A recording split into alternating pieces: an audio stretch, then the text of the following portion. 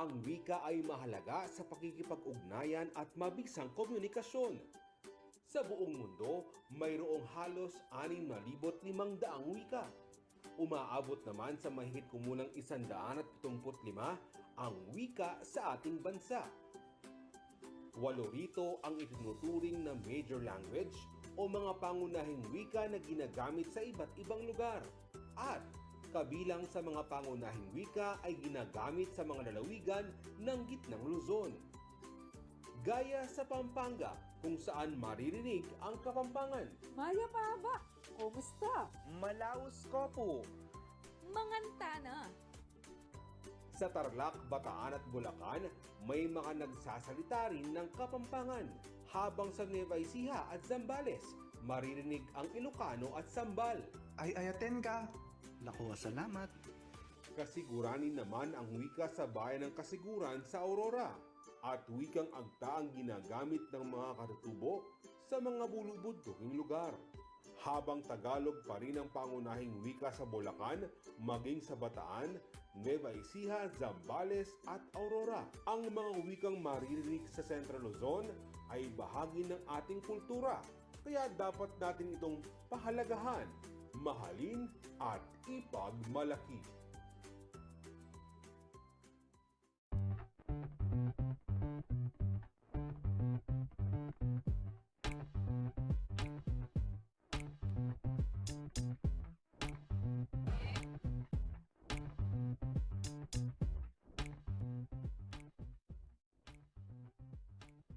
Nagpapasalamat nga ako, na-appreciate yung mga painting ko. Kaya tuwan-tuwa ako nung binigyan pansin ng Laos Group of Companies yung paintings ko. Kaya masaya ako, dito ko siya na-launch sa Car World Mitsubishi San Fernando. Yung inspiration ko, nature, tsaka yung nangyayari sa environment. Yung favorite ko dyan, ito yung title nito, Into the Hands of the Almighty. Ginawa ko to nung nasa Singapore ako. Actually, nung bata ako, parang chinanel yung energy ko sa art. So, na-develop yung art ko.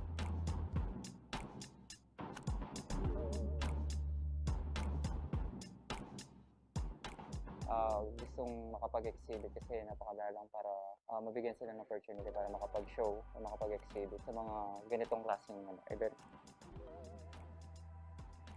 Parang poverty yung concept ko. Tsaka yung parang nakikita ko lang sa kahit saan, parang ginagawan ko lang sila ng concept. Sa dami na nagawa kong works, parang itong tatlo na lang yung nag-stay sa akin kami. Since 20 years old, nag-start ako mag-focus sa pagpipinta. Sila kuya ko, since nag-work na rin sila as artist na rin, as painter. So parang nainganyo na rin na ituloy na siya, parang push through na siya para magpinta na. Ituloy ko na yung passion. Maraming salamat sa Laos Group of Companies sa pagbibigay sa amin ng lugar para sa mga artist school namin. Tsaka hindi lang sa amin, kundi pati doon sa mga bago din na artist na gusto ring makita yung works nila, makita ng ibang tao.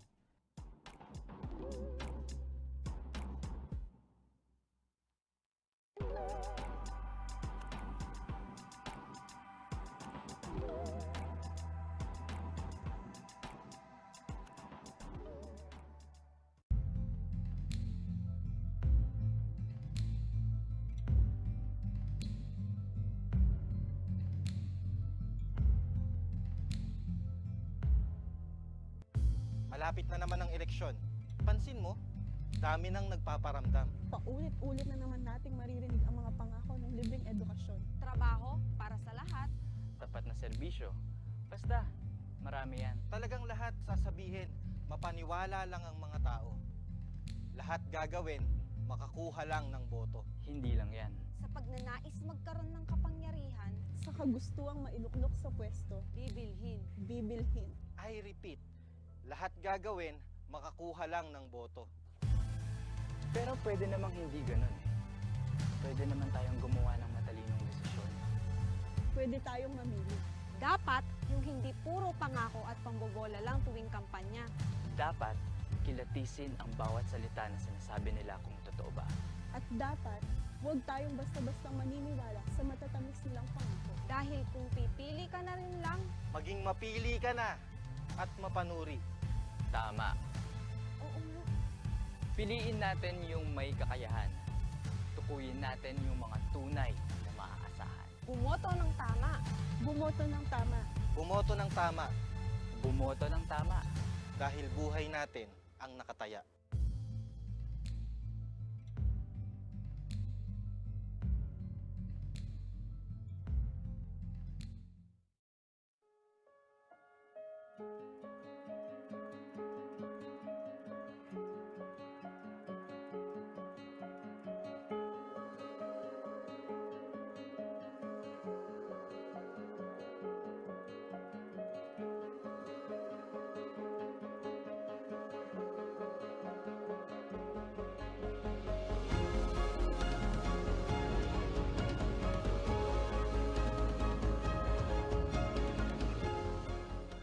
Mga impormasyong matikal na makatutulong sa pangangalaga ng inyong katawan.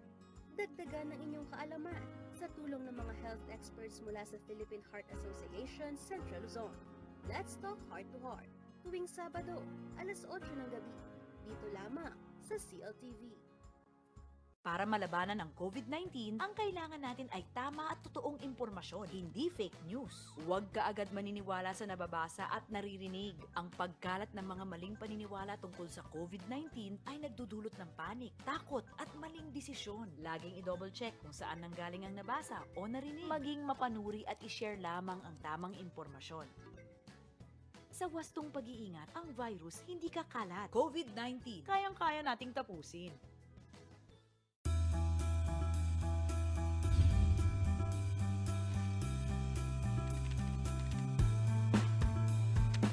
Inspirational success stories of business leaders and entrepreneurs.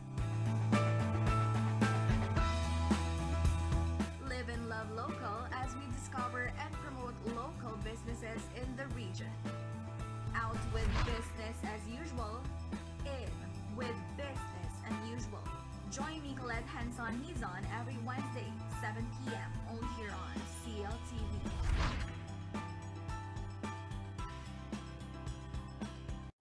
Kung nabakunahan na, maaari na bang itigil ang pagsusuot ng face mask, face shield at iba pang minimum public health standards?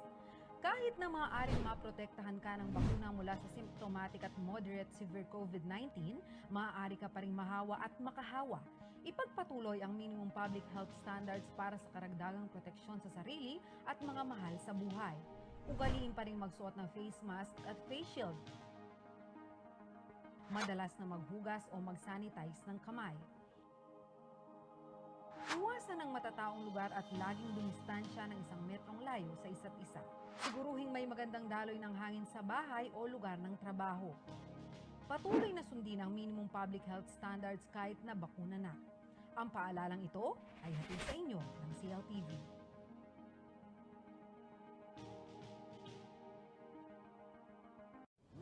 Kaibigan, kahit saan ka pa sa Bulacan, mapapanood mo na ang CLTV 36 shows sa ating mga cable partners. Villarama Cable TV Network sa Analog Channel 75 at Digital Channel 71. Home Choice Cable TV sa Analog Channel 51. Datelsat Cable TV Network sa Analog Channel 41. Skywatch Cable Network Corporation sa Analog Channel 37. Golden Eagle Cable sa Analog Channel 75 at Digital Channel 71. Central Luzon Cable Television Network sa Analog Channel 75 at Digital Channel 71. Star Cable TV sa Analog Channel 48. Master Cable TV Network sa Analog Channel 71. New World Cable Network sa Analog Channel 71. Tumutok araw-araw sa mga programa para sa mas marami pang impormasyon at kaalaman.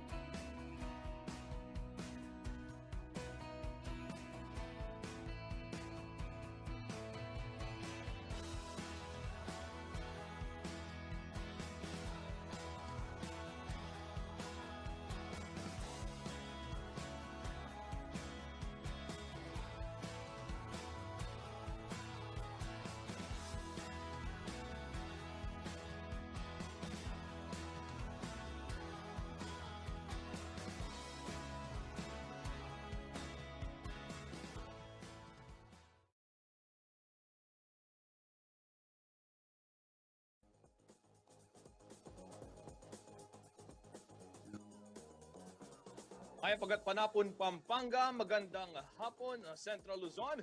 Oras na naman para sa 60 minutong mainit na balitaan ngayong araw ng Lunes, unang araw ho ng Linggo, 20 ng Disyembre. Abay mga kariyon, konting tulog na lamang ho at Pasko na. At para ho doon sa ating mga kababayan na nakapahinga na o nakabakasyon na sa mga oras na ito, ay samahan niyo ho kami dito sa ating programang Cltv Balitaan para pag-usapan itong mga naglalakihang balita sa loob at labas ng Central Luzon. At ito over the weekend, yung mga nakalap din na balita ng ating mga reporters dito ho sa CLTV News and Current Affairs. At ito ho mga kariyon, kumusta ho kayo? Kumusta ho ang inyong Lunes? At naway nagkaroon ho kayo ng pahinga at mapayapang Sabado at Linggo.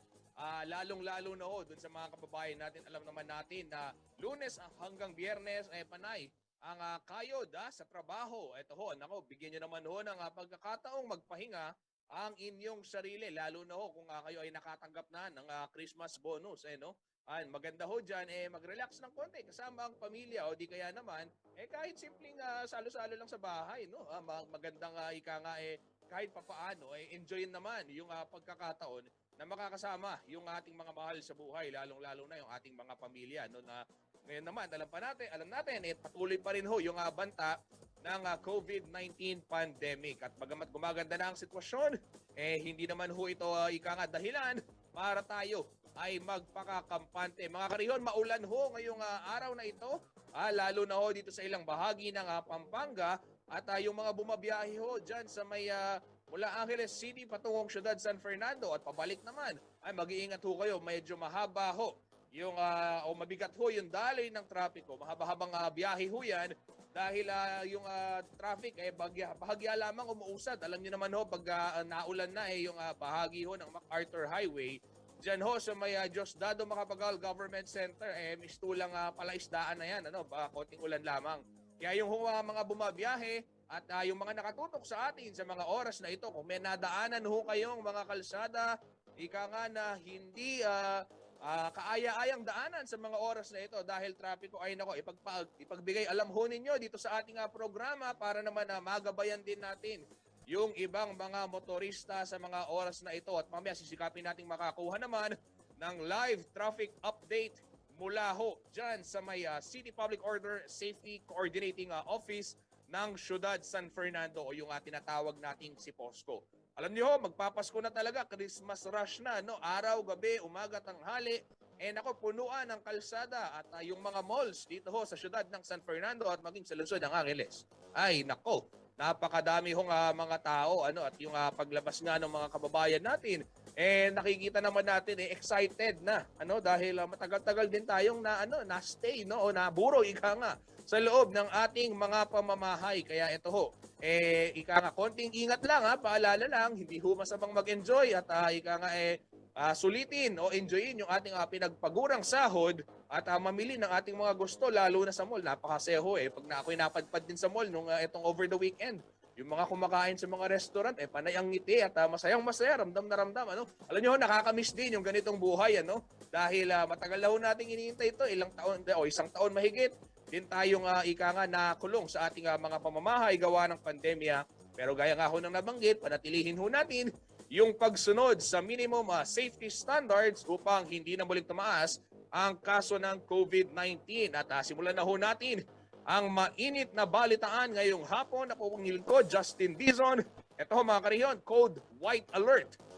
Itinaas ho ng Department of Health sa mga medical facilities at mga ospital dito sa Central Luzon bilang paghahanda po sa pagsalubong sa Pasko at Bagong Taon. Alam ho natin yan dahil tuwing Bagong Taon, lalo na, nandito ho yung firecracker capital ng Pilipinas, Bukawi, Bulacan. Napakaganda at kagaganda ng mga paputok na mabibili ho dito sa ating rehiyon, partikular na sa lalawigan ng Bulacan. Pinag-iingat ho tayo ng Department of Health dahil bagamat ligtas at may lisensya din itong mga paputok na ito, o bagamat dumaan sa lisensya o may lisensya, dumaan sa proseso, hindi matitiyak na ligtas. Dahil yung aksidente, hindi mo naman masasabi yan kung kailan mangyayari. Kaya naghahanda na rin ho ang mga pagamutan dito sa ating rehiyon. Mamaya kukumustahin ho natin ang kanilang paghahanda. Yan ho ang tinutukan ng ating kasamang si Paulo G. Santos. At ito naman ho, mga karehiyon, itong makulay na buhay ng veteran journalist na si Jess Malabanan na ito nga hong December 8 ay walang awang binaril, no? Sa kanilang tahanan sa Samar. Ito ho ay isang Pampanga-based journalist at kasamahan natin sa trabaho ay inalala ho yung kanyang mga naging kontribusyon sa buhay sa industriya ng pamamahayag at bilang isang tunay na kaibigan. Kasama ho yung mga miyembro ng Pampanga Press Club at iba't ibang organisasyon dito ho sa lalawigan ng Pampanga. At yung latest update ho niyan ay sinabi ho ng Presidential Task Force on Media Security na hindi work-related, no? Ito hong pagkakapatay kay Kuyang Jess Malabanan, pero ito ho ay mukhang hindi sinang-ayunan ni outgoing Pampanga Press Club President Tonet Orejas. Mamaya malalaman ho natin kung ano yung kabuong detalye ng balitang yan. Ito naman ho mga kariyon, malungkot na balita rin. Bagamat tayo ho ay nagdiriwang na ng nalalapit na Kapaskuhan at masaya ho ang marami sa atin dito sa Luzon o dito sa Central Luzon, yung mga kababayan natin sa Visayas at Mindanao, lalong-lalo na ho yung mga tinamaan ng hagupit ng bagyong Odette na ho, ay sa puntong ito ay nangangailangan ho ng ating tulong, at nasa kalunos-lunos talaga na sitwasyon ho sila ngayon. Yung nabasa ho natin kanina mula ho sa ulat ng mga local government units sa iba't ibang bayan dyan ho sa Kabisayaan at Mindanao ay aabot ng 200 mahigit yung nasawi dahil sa bagyong Odette. At yung NDRRMC patuloy naman yung kanila hong ginagawang pagsusuma nitong mga bilang ng mga nasawi o yung tinatawag nating casualty. At marami ho tayong mga kababayan din mula ho dito sa gitnang Luzon ang nakaranas naman nitong hagupit ng bagyo dyan ho sa may Kabisayaan at sa Mindanao. At sisikapin ho natin silang makapanayam at maya-maya lamang makakausap din ho natin ito hong si Ginoong Giovanni Polistico, ang isa hong miyembro o board member ng Visayas Disaster Risk Reduction. At para ho ipagbigay alam, malaman din natin kung kumusta ho yung mga kababayan natin doon. Alam niyo ho, tayo syempre isang nasyon, mga pare-parehong Pilipino. Napakahirap po para sa atin. On one end, gusto nating maging masaya dahil magpapasko. Kalmakailan lamang nagdiwang ho tayo ng Giant Lantern Festival o ginawa natin ito sa syudad ng San Fernando, Pampanga. At talagang napakasaya, hindi lamang ditong Pampanga kundi buong Central Luzon. Pero ho, may mga kababayan ho tayo sa mga oras na ito naman na nangangailangan ho at para makamusta ho natin sila at makapag-coordinate at kung ano nga bang kagyat na tulong ang kailangang maipaabot sa kanila ay sisikapin ho nating makapanayam si Kuya Giovanni Polistico ng Visayas Disaster Risk Reduction.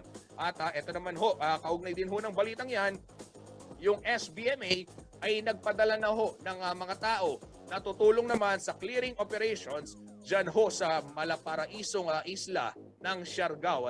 Bagamat ngayon, nakausap po natin yung ilan sa ating mga kakilala at kaibigan na nandoon mismo sa Siargao nung mangyari yung pananalasa ng bagyo at hindi ho talaga mabuti ang kanilang sitwasyon sa kasalukuyan. Walang tubig at yung iba naghahanap pa ng supply ng kuryente, maayos sa supply ng kuryente, may mga tumumba pang poste at ito ho yung ginawa naman ng SBMA o yung Subic Bay Metropolitan Authority nagpadala ho ng tulong para dyan sa ating mga kababayan. Okay, sa puntong ito, makakasama ho natin si Kuyang Paulo G. Santos para ho ibalita sa atin naman itong pagtataas ng tinatawag na white code o code white alert sa mga pagamutan sa Central Luzon. Kuyang Paulo, kumusta ang Lunes mo? At alam natin maulan, nasaan ka man ngayon? Naway mag-ingat ka sa iyong biyahe at ito. Ano ang ginagawang paghahanda ng ating kagawaran ng kalusugan pagdating dito sa pagsalubong sa Pasko at Bagong Taon? May mga naputukan na ba? Kasi usually, as early as December 20, 21, may mga may mga celebration na at nagbibilang na rin itong ating mga masisipag na mga medical frontliners sa iba't ibang ospital, itong mga nasasaktan. At syempre, kanilang tinutugunan yung kanilang sitwasyon. Kuya Justin, isang maulan na hapon sa iyo, sa lahat ng mga follower ng Cltv Balitaan. At ito nga hong balitang ito, mga kaibigan, ay may kaugnayan na rin dito ho sa kampanya ng Department of Health dito ho sa Central Luzon na kung tawagin ay Ligtas Christmas sa Healthy Pinas. At ito naman hong code white na kung tawagin o code white alert ay upang maalerto ito hong higit 70 medical facility at hospital, district hospital, community hospital dito ho sa Central Luzon. Ayon na rin ho kay Ma'am Teresa Tetet Bondok, itong Information Officer po yung Justin ng Department of Health. Dito ho sa Central Luzon. Ito lamang pong nakalipas na linggo ay inalerto na ho nitong DOH ang lahat ng mga chief hospital po yung Justin at mga medical director para ibukod yung medical team o health response unit para ho sa mga maa-aksidente sa paggamit ho ng paputok. Anya, sa kada emergency unit, Kuya Justin, alam naman natin na ito hong mga ospital ay nagpupukas na nga nitong mga posibilidad nila para ho sa lahat ng pasyente. Pero mahalaga din daw, Kuya Justin, na sa panahon pa lang ito, mapaghandaan na nitong mga medical directors yung pagtatalaga ng alin.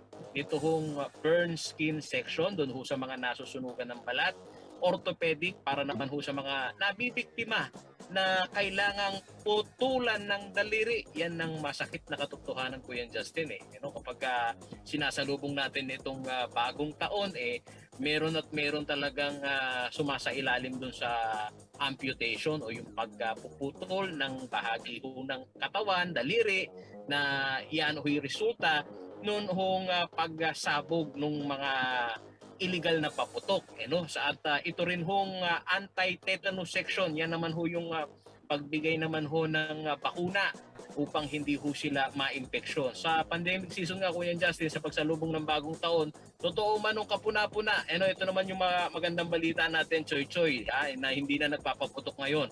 Ito hong pagbaba ng kaso po nitong mga nabibiktima ng paputok. At kung tanungin mo, Kuya Justin, sa pagitan nitong timeline ng December 21 hanggang January 5, 2021, bumaba ng 68% yun hong mga nabibiktima ng paputok mula sa numerong 303 firecrackers-related injury noong pagsalubong naman sa taong 2021 at kumpara, mga kaibigan, dito ho sa pagsalubong ng 2020. Talagang kapuna-puna daw, Kuya Justin, yung pagbaba ng bilang ng mga tinatamaan ng paputok. Base na rin ho yan sa monitoring ng Regional Epidemiology and Surveillance Unit ng DOH. At dito ho sa nakikita naman hong mga nabibiktima. Sino ba yung mga nabibiktima? Kamo, Kuya Justin, yun hong mga nasa hanay ng passive involvement o yung, Kuya Justin, nanonood lang at na-aksidente. Kaya paalala ho nito pong DOH, lalo-lalo na ho sa mga lokal na pamahalaan, si Kapitan o si Kagawad. Ito hong pagtatalaga ho ninyo ng community fireworks, mahalaga daw, mga kaibigan, na talagang mailayo ito doon ho sa mga kabahayan, doon ho sa mga residential area. Kasi ang pwedeng mangyari dito, Kuya Justin, bukod doon sa kinakatakutan natin na may mabiktima, yung sunog naman. Napanawagan ho ng BFP, talagang kailangan meron ka dyan na isang drum ng tubig o hangin, at malayo ho dito ho sa mga commercial area at lalo-lalo na sa mga residential area. Kuya Justin, sa hawak kong datos ngayon dito sa naibinahagi sa atin ng DOH, gaya na napag-usapan natin noong nakalipas na balitaan. Kuya Paulo G, itong mga numero unong tumama, nakapamerwisyo dito sa mga taga Central Luzon, napaputok. Ito pang legal, Kuya Justin.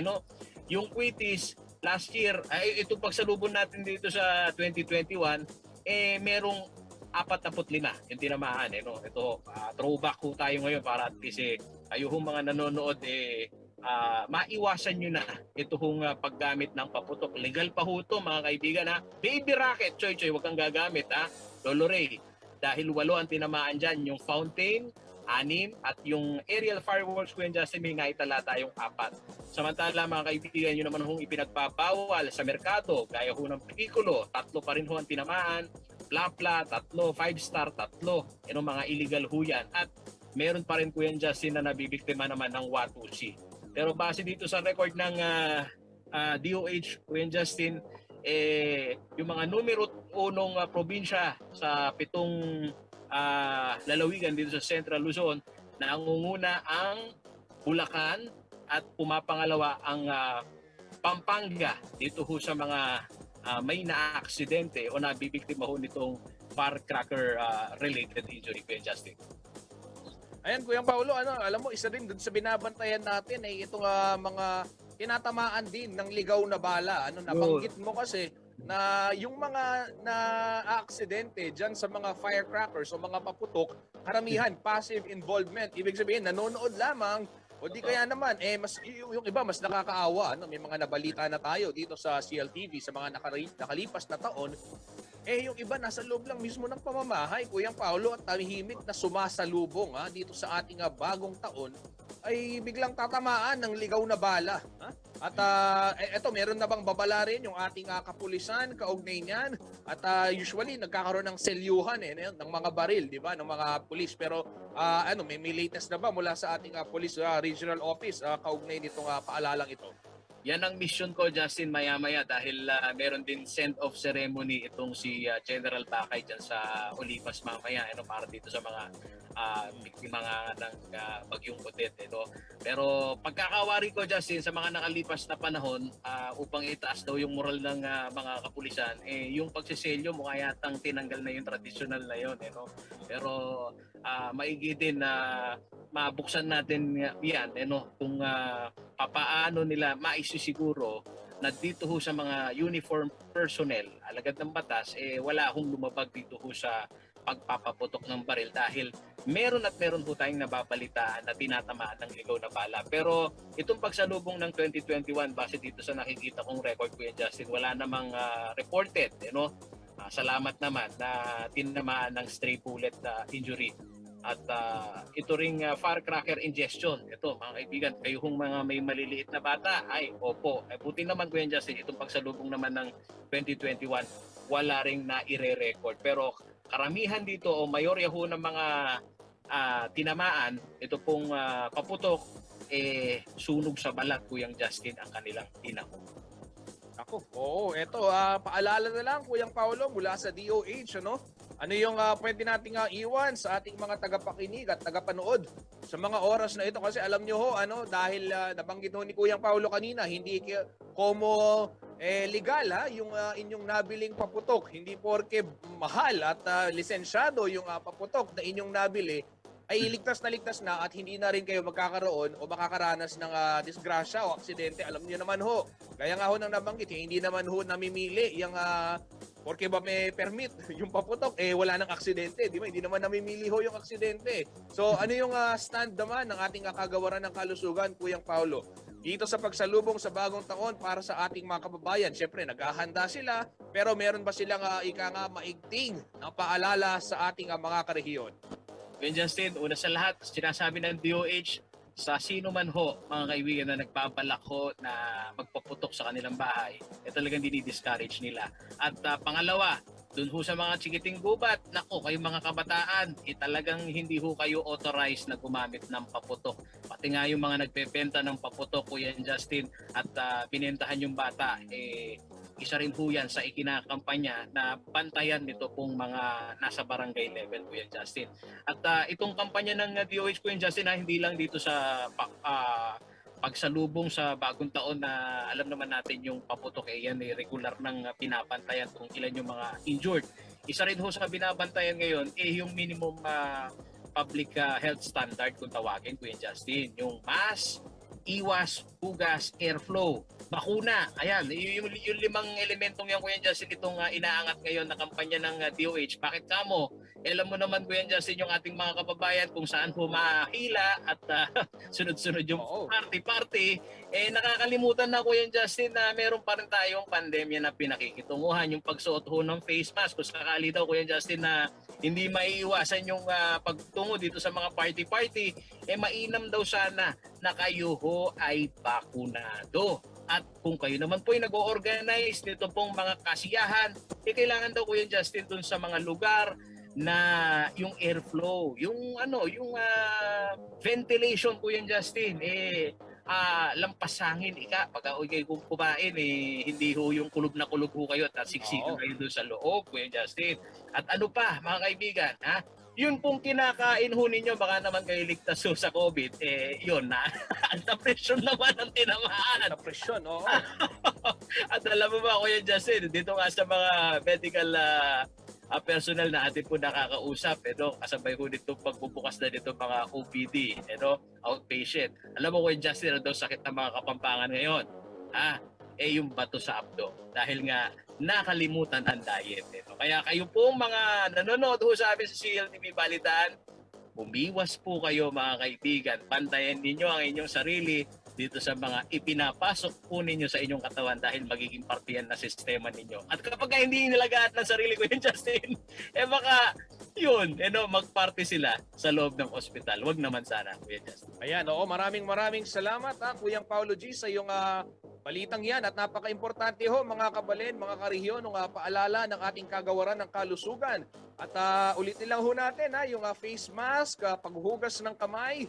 O kaya naman kung hindi talaga maiwasan na dumalo at makipagkita sa mga kaibigan, alam niyo naman ho, bahagi rin naman ng ating buhay yan yung socialization, hindi naman pwedeng ikulong lang din tayo, di ba? Pero paalala ho ng ating kagawaran ng kalusugan ay siguraduhin naman na bakunado tayo, laging naka-face mask at syempre, kung kayo ay magtitipon-tipon o magkikita at catch up o kwentu-kwentuhan, dapat ho doon sa mga open air na lugar, at Kuyang Paolo, ikaw siguro kung yayayain mo ako magkape dito na lang sa likod ng ating opisina dahil maraming puntahan dyan sa Laos Complex. Maraming salamat, Kuyang Paolo G. Santos, at mag-iingat ka. Yan mga kriyon, sa iba pang mga balita. Ito naman ho, isang gabi ng parangal at pamamaalam ang idinaos ho para sa pinaslang na mamamahayag na si Jess Malabanan na pinangunahan ng Pampanga Press Club. Dito muling sinariwa ang naging kontribusyon ng 58-year-old journalist sa larangan ng pagbabalita at maging ang kanyang katangian bilang isang tunay na kaibigan. May balita yan, si Riniel Pawid. Inorganisa ng Pampanga Press Club ang isang gabi ng pamamaalam at parangal para sa pinaslang na veteran journalist na si Jess Malabanan. Nagtipon ang mga mamamahayag, kapamilya at kaibigan ni Malabanan sa Holy Trinity Chapel sa Bacolor, Pampanga upang muling bigyang pagpupugay ang kanyang naging ambag sa industriya ng media. Si Jess po ay kilala namin bilang isang masipag na reporter. Marunong sa kanyang piniling trabaho at mga isyong kanyang tinalakay. Si Jess po ay hindi lang isang police reporter. Itong huli, nakita namin ang paglago niya at nabasa namin ang iba't iba pang mga storyang sinulat niya sa business, investments, governance, housing at iba pa. Ang Philippine Information Agency inalala rin ang pagiging patas, balanse at makatotohanang mamamahayag ni Malabanan. Sa isang mensahe na ipinadala ni PIA Central Luzon Director William Beltran, sinabi nitong naging tulay ang mga balita ni Malabanan upang maipaabot sa komunidad ang iba't ibang serbisyo para sa taong bayan. Si Kuya Jess sa mga kaibigan natin sa media na walang sawa at walang pag-aatubiling sumusuporta sa PIA Region 3 sa pagpapalaganap ng akma, wasto at makatotohanang impormasyon patungkol sa napakaraming programa at serbisyo ng ating pamahalaan nang sa gayon ay maabot ang mas maraming komunidad at mabigyang kakayahan ang mga mamamayan na lubos na mapakinabangan ang mga inisyatibo ng ating gobyerno. Ang National Union of Journalists of the Philippines patuloy rin sa pangangalampag sa mga kinauukulan upang sa lalong madaling panahon ay makamit ni Malabanan ang hustisya. Siyempre ho, isa ho kami sa paghahanap ng hustisya at pakikiisa din dun sa panawagan na mabigyan po ng katarungan ito kung ano nangyari sa sinabi ni Kuya Jess. Kuya Jess ho, isang napakabait na media practitioner na kasamahan namin. Lalo na ho sa aming mga medyo bata-bata, isa ho siya dun sa mga laging nangangamusta at nagpapaabot ng yung kanyang regards ko, ganyan, tatanungin ka kung okay ba kami, ano yung pwede niya may tulong. Samantala, hindi naman kumbinsido si Pampanga Press Club outgoing President Tonet Orejas sa pahayag ng Presidential Task Force for Media Security na hindi work-related ang dahilan na pagkakapaslang kay Malabanan. Sa inisyal na investigasyon kasi lumalabas na ang pagtulong ni Malabanan sa ilang magsasaka ang dahilan ng pagpatay sa kanya.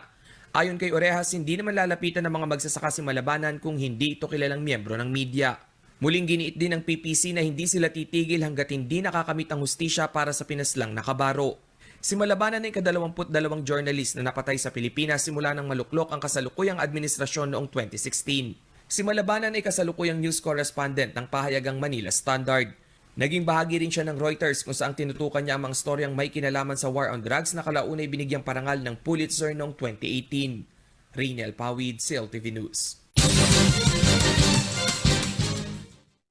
Mga krihon, sa ating pagbabalik, makakapanayam ho natin si Kuyang Giovanni Polistico ng Visayas Risk Reduction Team upang tayo bigyang update kaugnay ho ng kanilang sitwasyon dyan ho sa Cebu at yung kanilang mga pangangailangan lalo na sa madaling panahon. Yan ho ang ating babalikan sa pagbabalik ng Cltv Balitaan.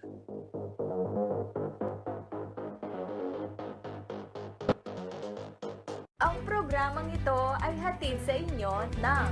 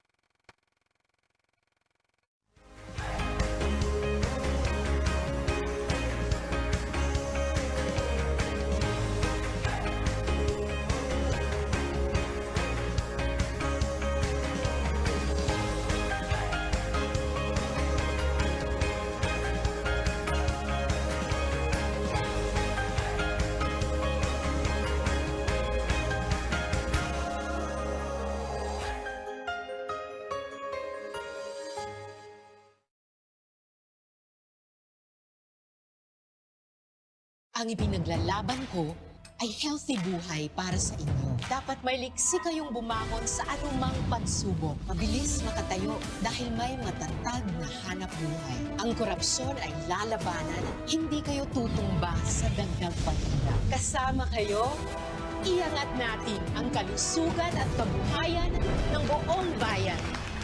Healthy buhay at hanap buhay, as promised.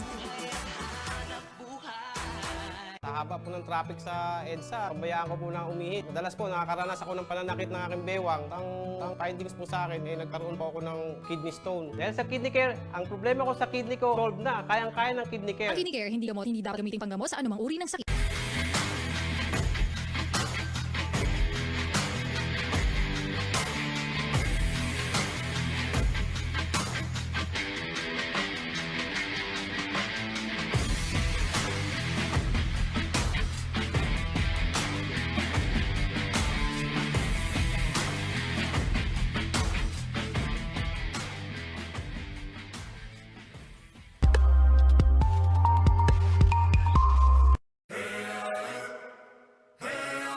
Designed to get back from any adventure. Every day without fail.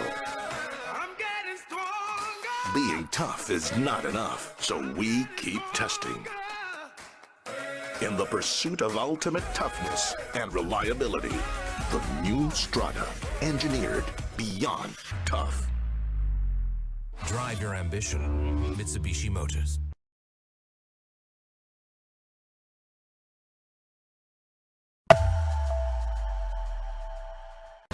Ang wasto at regular na paghuhugas ng kamay ay ang pinakamabisang paraan para makaiwas sa COVID-19. Sundin lamang ang mga simpleng hakbang. Hugasan ang inyong mga kamay gamit ang sabon at tubig. Kuskusin mabuti ang inyong mga kamay. Magsimula sa palad hanggang sa pagitan ng mga daliri at likod ng kamay. Gawin ito sa loob ng 20 segundo. Panlawang mabuti ang inyong mga kamay at patuyuin ito gamit ang malinis na tuwalya. Laging tandaan, ang tubig ay sandata laban sa COVID-19. Ugaliing maghugas ng kamay sa wastong pamamaraan. Ang paalalang ito ay hatid sa inyo ng Prime Water.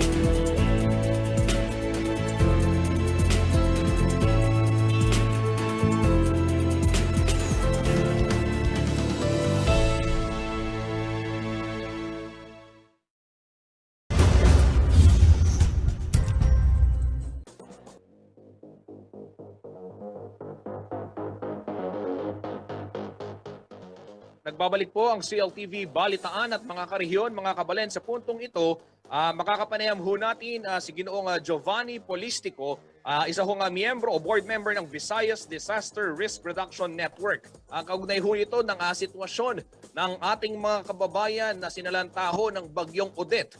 Diyan ho sa may Kabisayaan at maging sa Mindanao. Pero si Kuyang Giovanni ho ay nasa Cebu sa mga oras hong ito. Kuyang Giovanni, welcome ho dito sa ating programang CLTV Balitaan.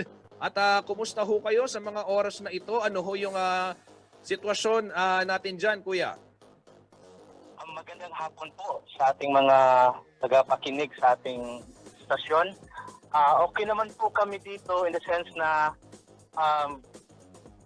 nilalakasan yung loob na harapin tong naging distraction o yung dinaanan ni Odette dito sa Metro Cebu. So, nung pagtama ni Odette, nasa Mactan Island ako.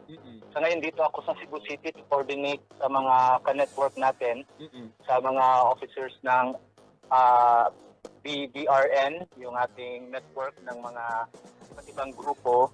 So, sa ngayon, in last 2 days, pati ngayon ay inikot natin yung Mactan Island. So, makikita talaga natin yung tindi ng sira o inabot ng destruction ng bagyong Odette.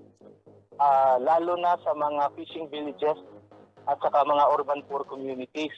So sa ngayon wala pa ring kuryente, wala pa ring ng supply ng tubig. For example, sa community, isang barangay na community natin sa Lapu-Lapu City, ay isa lang na refilling station ang nag-operate through Denset na nag-ooperate sila 24 hours na nagsusupply sa halos mga katabing barangay dito sa Lapu-Lapu City. So isang bahagi ng Mactan Island ay wala silang big well o yung mga big puso. So nakadepende sila ng mga supply ng mga private water tank provider mula sa isang bahagi ng Mactan Island. So, sa fishing villages, ang pinuntahan ko kanina, doon sa isang community na may mga halos 120 to 150 houses, binibilang namin yung nakatayo pang bahay, nasa mga 20 lang. Karamihan talagang bagsak. At yung mga palaisdaan nila talagang sira dahil ang daming mga hindi namin nabilang yung mga barko, cargo ships, mga pangpasaherong barko na nasa tabing dagat na inanod ng bagyong Odette. So kung dito naman sa bahaging Cebu City, matindi rin ang talagang tama ni Odette, lalo na sa mga urban communities. And of course, pati rin sa mga establishment dito. Dahil hindi pa rin naka-operate yung kuryente, yung tubig ng MCWD. Sabi naman ng MCWD in a week, babalik nila yung operation. So yan yung problema talaga dito, yung tubig, kuryente, at saka yung, siyempre yung sa komunikasyon, mahirap din. sa totoo lang, hanggang ngayon, wala pa kaming contact sa mga ka-network namin sa Bohol na mga areas natin na tinamaan din ng bagyong Odette. So, yun po. Kuya Giovanni, matanong ko lang ayan at least sa puntong ito kayo ho at sana pati ang inyong mga kaanak ay ligtas naman bagabat nabanggit nga ho ninyo itong mga pinsala na inabot po ng iba't ibang komunidad. Pero Kuyang Giovanni, siguro para din maunawaan ng ating mga kababayan at maugat natin yung naging pangyayari diyan ho sa inyong lugar. Pakikwento ano yung ginagawa ho ninyo nung oras na manalasa yung mismong bagyo. Kasi nagkaroon ho ba ng sapat na pagpapaalala yung ating pamahalaan at yung mga local government units ho dyan sa inyong area kaugnay ho nitong papalapit o nung bago pa man dumating itong bagyong Odette? Yes po, on the day bago tumama yung bagyo, kasi tumama siya dito, nagsimula yung malakas na hangin bandang 5:30, 6 p.m. hanggang alas 11 ng gabi. On the day ng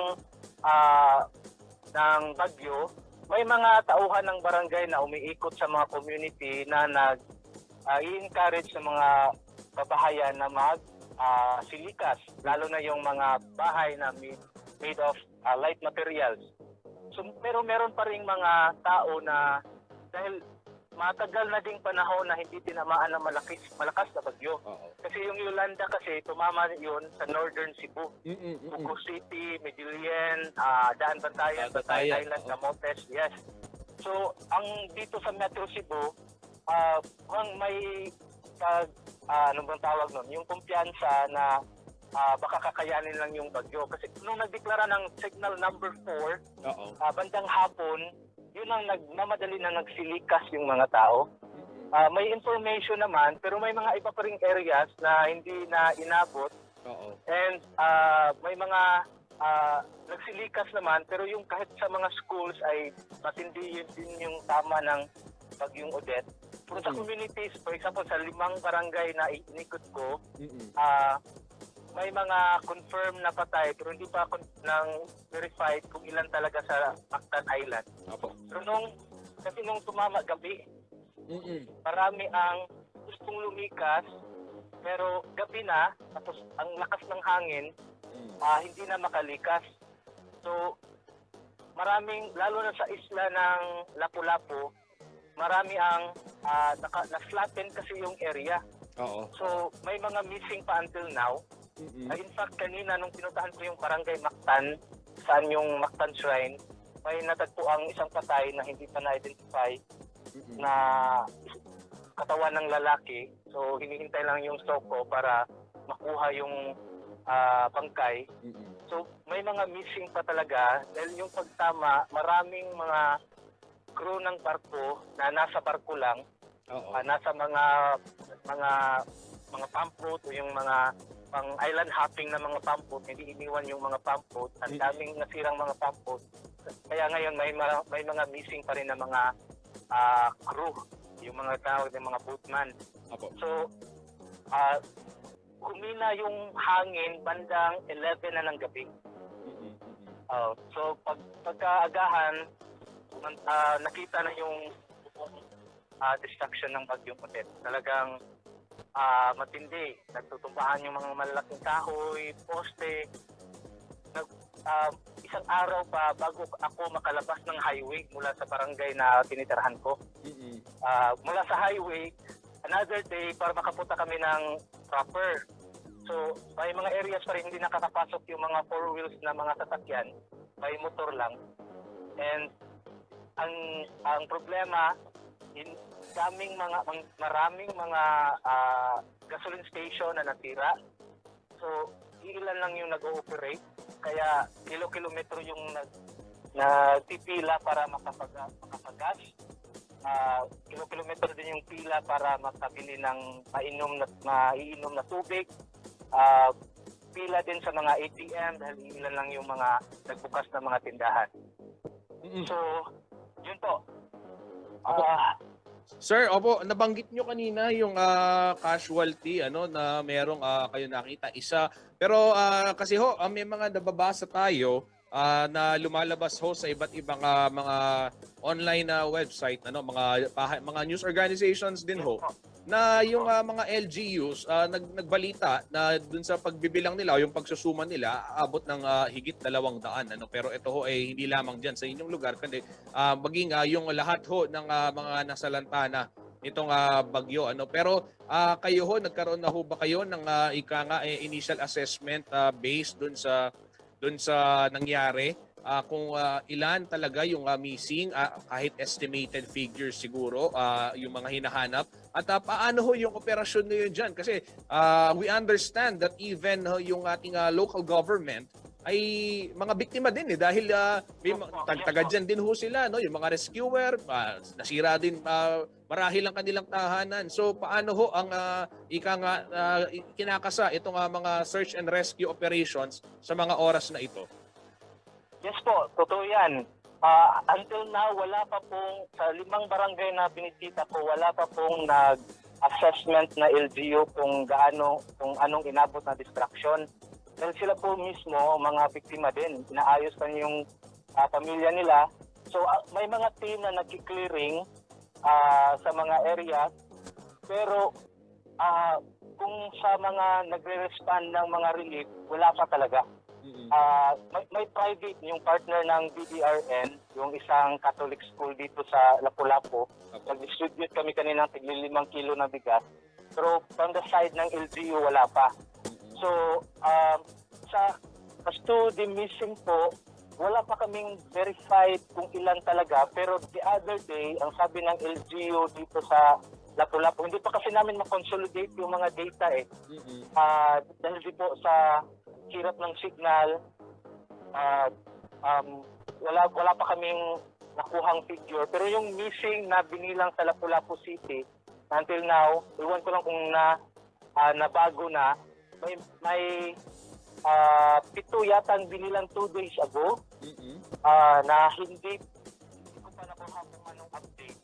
Pero confirm na, sabi ng mayor, yung the other day, may confirm na 5 patay pero marami pang missing. Pero marami pa rin kasi marami pang may nakikita pang patay na bangkay. Bangkay sa dagat kaya tumataas na yung number. Opo.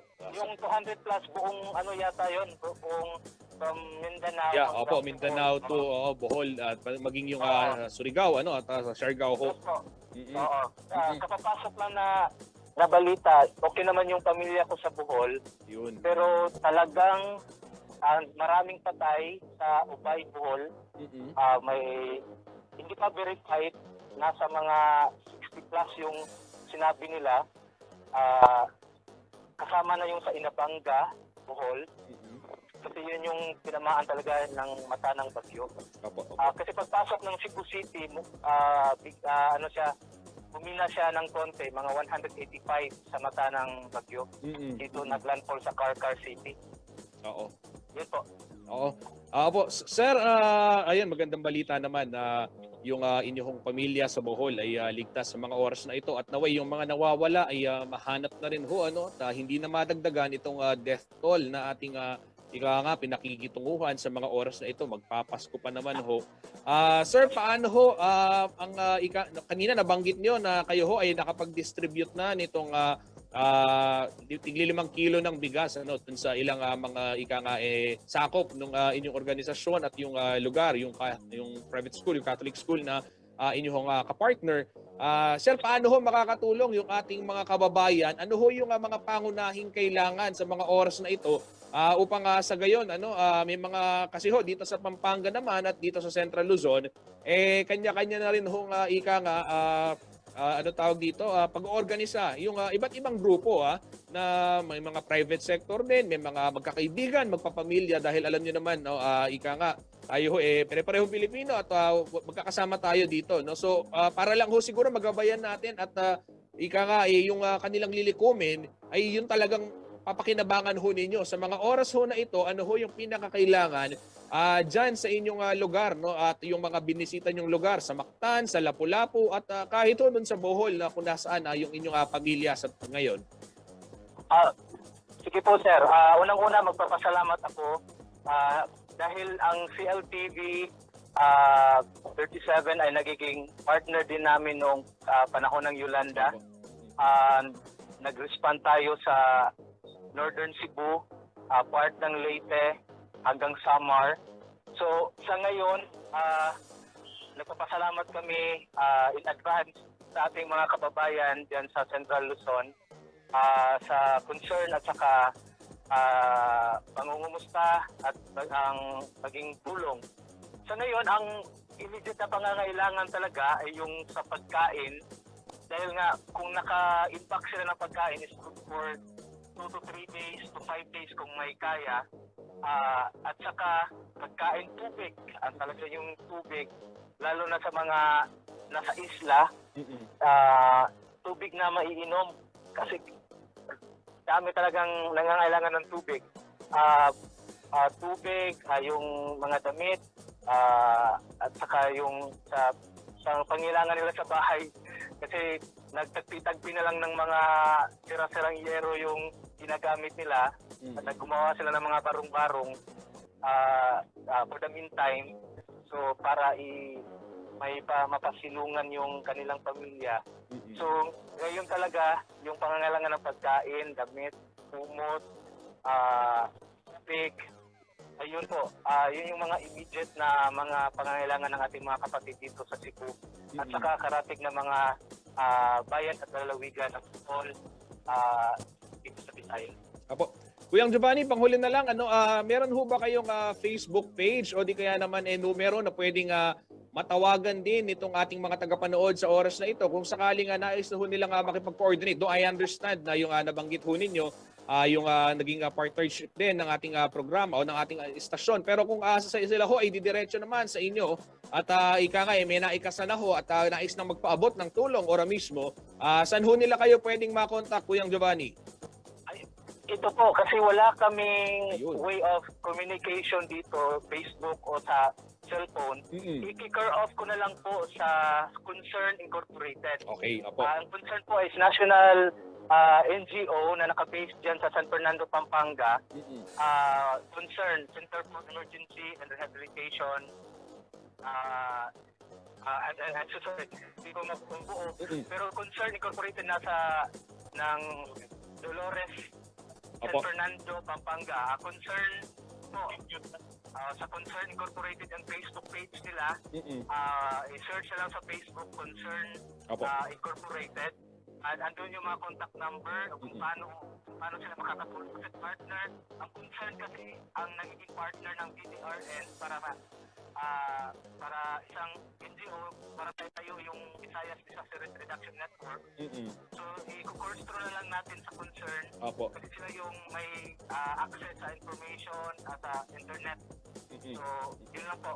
Okay, Kuyang Giovanni, maaasahan ho ninyo na kami naman kakontakt din sa Concern upang kung may mga nais nang mag-donate, malalaman ho ng ating mga kababayan dahil may mga nagme-mensahe na rin ho sa mga oras na ito na gustong magpaabot ng tulong. Yun nga ho, yung mga kaniyon, nabanggit ho ni Kuyang Giovanni na mahirap pa. Sa puntong ito kasi kausap natin si Kuyang Giovanni pero pili lamang yung network na may signal at nasa 10th floor na siya kung di tayo nagkakamali. Tama ba, Kuyang Giovanni? Nasa tower na ako ng isang radio station. Para makuha lang ng signal, yes. Ayun, so napakahirap po talaga ng komunikasyon. Pero pinalad tayo na meron tayong nakausap doon para makamusta ho sila. At naway, wag na hong madagdagan yung death toll. Kuyang Giovanni, ako po ay magpapaalam pansamantala sa inyo pero panatilihin ho nating bukas ang ating ugnayan. Anytime na may signal ho kayo at kung meron kayong nais ipaabot sa ating mga kababayan ay pwede ho ninyong tawagan o mag-message kayo dito sa numerong gamit natin ngayon para ho ma-update nyo rin ho kami kaugnay ho nitong sitwasyon nyo dyan. At ngayon pa lamang ho, nagpapasalamat na kami sa inyong grupo dahil isa ho kayo dun sa mga mabilis din tumugod sa pangangailangan ng ating mga kababayan. At syempre, Kuyang Giovanni, mag-iingat ho kayo dyan at dasal ho namin na naway mabilis kayong makabangon at syempre asahan ho ninyo na sa bahagi naman ng ating mga kababayan dito ay kung kaya na makapagpaabot ng tulong ay tutulong ho ang mga taga Central Luzon. Okay po, maraming salamat po. Sa ngayon pa lang nagpapaabot na ako ng malaking pasasalamat sa lahat na magpapaabot ng tulong. Para sa karagdagan pong mga impormasyon, isi-send po namin yung mga data mula talaga sa communities, sa concern. Sila na yung magpo-post ng mga updates, ano ng mga response na ginawa natin dito sa ground. So, isi-send namin sa kanila. At kasi may sunod-sunod na mga relief operation kasi pumapasok na dito yung among mga professionals sa call center, sa mga kaparihan, kamatrihan natin, may pumapasok na bigas. So nag-i-impake na, magbibigay na din dito sa Cebu City, yung sa mga communities natin sa coastal, lalo na sa mga coastal area. Yan po. Okay, thank you very much salamat. po. Opo, maraming salamat. Thank you po. Kuyang Giovanni Polistico, board member ng Visayas Disaster Risk Reduction Network. At sa mga oras hong ito, nandyan nga ho siya sa may Cebu City. At umakyat lang ng isang napakataas na gusali para ho makakuha ng signal. Ayan ho mga kariyon, at dito na ho magtatapos ang ating programa. Pero mamaya hong alas 6, makakasama natin si Jennifer Salenga sa CLTV News para naman sa detalye ng iba pang mga naglalakihang balita. At makakapanayam din ni Jennifer Salenga si Senatorial Aspirant JB Hercito sa ating kilalanin ang kandidato segment. Muli kasama po ang buong pwersa ng CLTV News and Current Affairs. Ako po si Justin Dizon. Ito ang CLTV Balitaan Karehiyon. Mag-iingat ho tayo palagi at maraming salamat po.